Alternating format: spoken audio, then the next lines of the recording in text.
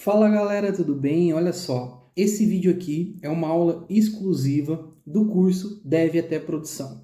Se você não está sabendo, vou deixar o link aqui na descrição e eu vou disponibilizar agora para você. Então, depois eu falar aqui, vai rodar uma aula do curso Dev até Produção para você ver, entender um pouquinho, ver como é que é o curso, né? É uma aula só, mas é para você ter um gostinho. Se você ainda está com dúvida, espero que esse vídeo possa te ajudar. Qualquer dúvida que você tiver, link aqui abaixo, clica, tem lá uma seção de dúvida, clica, você vai para o WhatsApp e pode tirar suas dúvidas.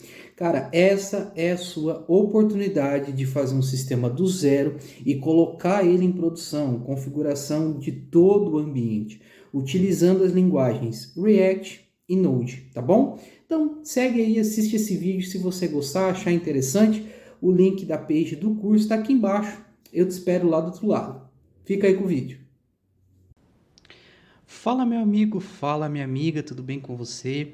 Antes da gente iniciar aqui o nosso curso de fato, entrar em conteúdo, antes de você imergir aqui no nosso projeto, eu gostaria muito de agradecer, né, por você ter acreditado, confiado, nesse projeto e com certeza eu vou retribuir te passando muito conhecimento. Tenho certeza que você não vai se arrepender e que de certa forma você está acreditando, né, e confiando na Start Dev, tá bom? Então vamos lá, vamos começar aqui entendendo, né, o que nós vamos desenvolver, como nós vamos desenvolver, como é que vai ser a nossa estrutura inicial aqui, tá bom?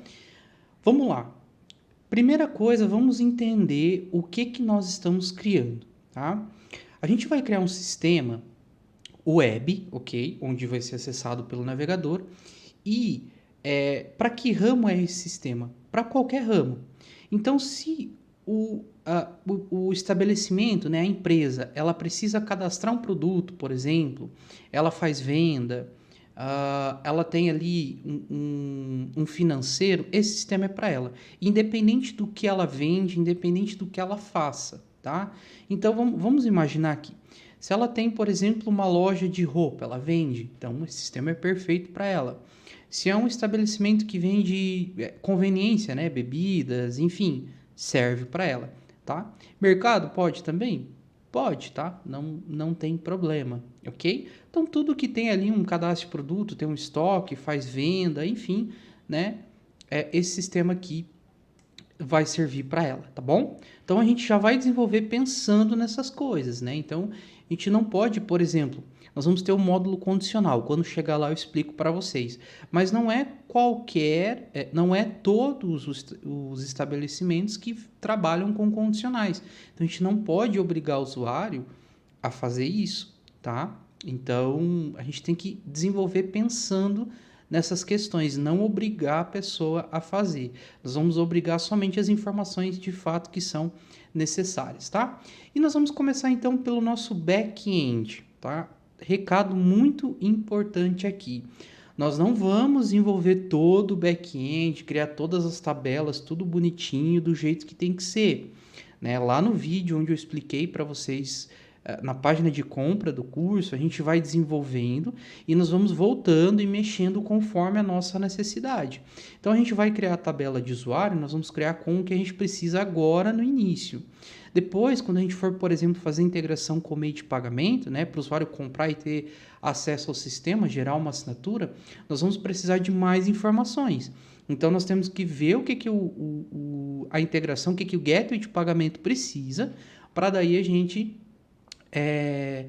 colocar aqui, tá? E por quê? Eu já sei todos os dados que vai precisar, mas a ideia aqui é a gente simular como se a gente estivesse trabalhando de fato num sistema onde eu não sei, né? Então, por exemplo, eu estou trabalhando para uma empresa e aí a gente está desenvolvendo e tal, de repente ela chega e fala, ó, nós vamos usar aqui o gateway de pagamento X. Então a gente tem que ir lá ver a documentação, como é que funciona e adaptar o nosso sistema.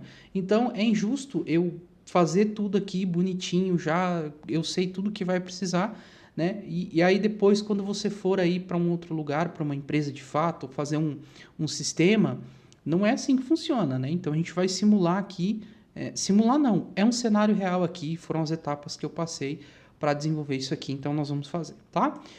Bom, vamos lá. Vamos entender aqui o que nós vamos começar fazendo? Então, tem aqui o nosso sistema, e aqui é um fluxo inicial. Esse fluxo vai crescendo conforme as nossas aulas forem evoluindo, tá? Então, aqui nós vamos começar, obviamente, pela parte de usuário, né? A gente tem que começar pela parte de usuário. Por quê? Porque a gente precisa da autenticação. Então, esse sistema é um sistema fechado. Para você cadastrar cliente, produto, fazer venda, você precisa ter um usuário, precisa saber quem está cadastrando o produto, quem está fazendo venda e tudo mais, tá? Então, por isso que a gente tem que começar pela parte de usuário. E aí depois, né, tendo a parte de usuário, nós vamos ter aqui a parte de autenticação, ok? Mas aí a gente tem um pequeno problema, tá? Por quê?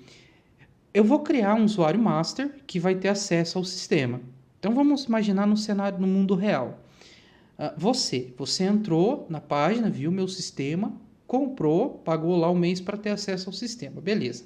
Então você criou o teu usuário é um usuário administrador. Você, como um usuário administrador, você vai poder cadastrar outros usuários, tá?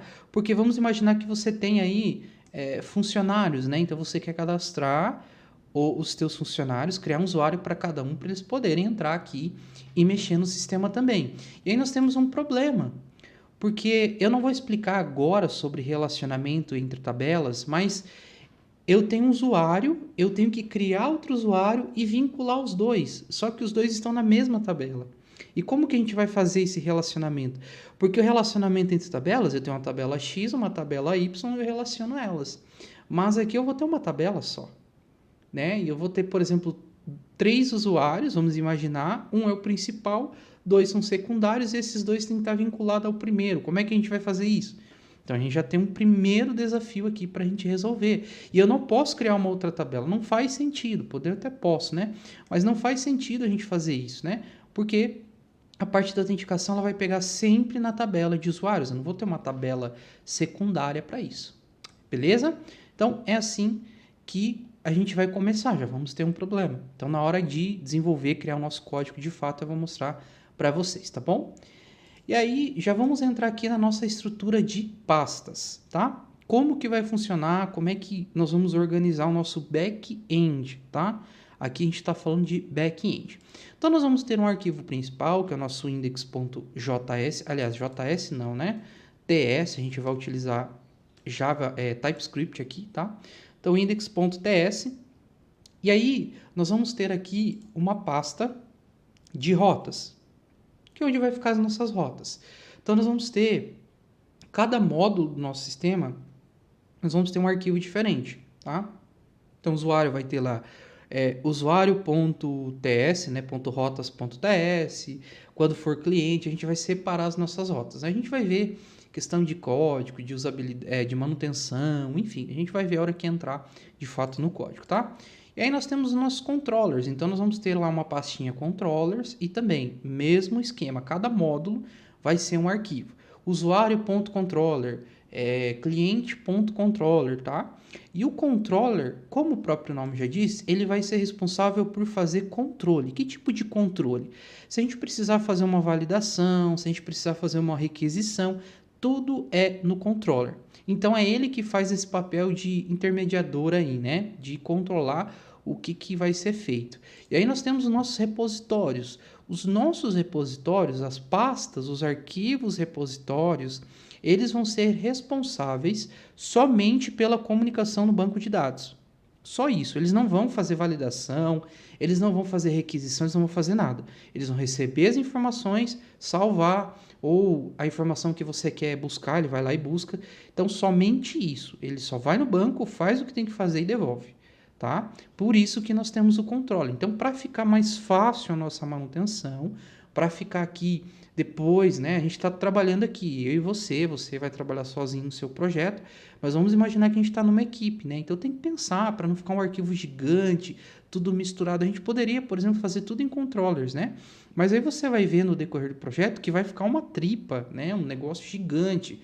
Então a gente tem que pensar nisso já na hora de desenvolver. Então essa aqui é a nossa estrutura de pasta, tá bom? Então grava isso aí, as nossas rotas vão chamar os controllers vão fazer as validações, o que precisa ser feito.